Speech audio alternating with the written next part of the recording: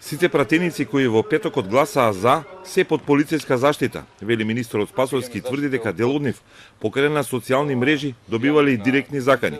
Има сомнежи дека организирана група стои зад серијата закани. Сите кои што гласа за иницијативата за промена на уставот, сите се обезбедуваат.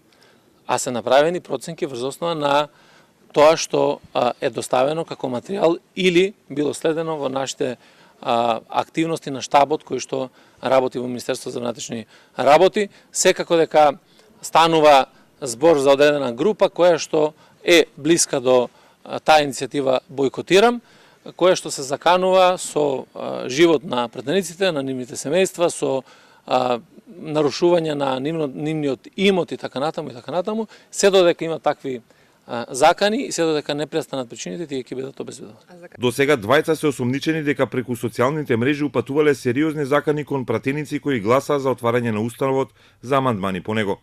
Спасовски го повика јавното обвинителство да ги испита наводите на опозицијата за подкуп на пратеници, за кои смета дека се невистинити.